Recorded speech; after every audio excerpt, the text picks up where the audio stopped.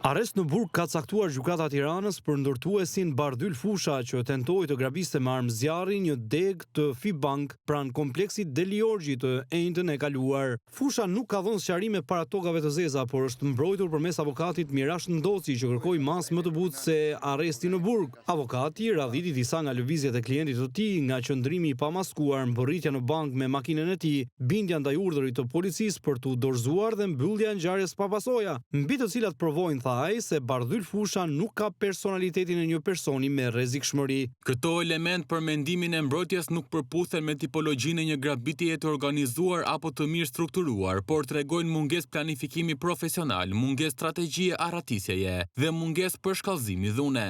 Mëtej mbrojtja ka treguar para gjykatës se çfarë e shtyu 58 vjeçarin të kryente një veprim të tillë. I dyshuari Bardyl Fusha ka deklaruar se ka vepruar në kushtet e një presioni të rënd financiar për shkak të detyrimeve të papaguara ndaj punonjësve të tij në një shumë të konsiderueshme. Subjekti tregtar që ai ka administruar rezulton me vështirësi serioze ekonomike dhe detyrime tatimore, çka ka rënduar më tej situatën e tij personale dhe psikologjike. Mbrojtja vlerëson se kemi të bëjmë me një akt të izoluar, të kryer në një moment tronditje të fortë emocionale dhe jo me një prirje kriminale të qëndrueshme. Përveç një masë më të butë sa arresti në burg, avokati kërkoi edhe bërjen e një ekspertimi psikologjik dhe psikiatrik të akuzuarit për të vlerësuar gjendjen mendore të tij në momentin e ngjarjes. Bardyl Fusha u paraqit në bankën e nivelit të dytë me ditën e të enjtës me Kalashnikov në dorë, duke kërkuar një shumë prej 40.000 eurosh bankierëve. Nën presionin e armës, nga e cila pati të paktën një të shtënë, fatmirësisht pa pasoja në dysheme,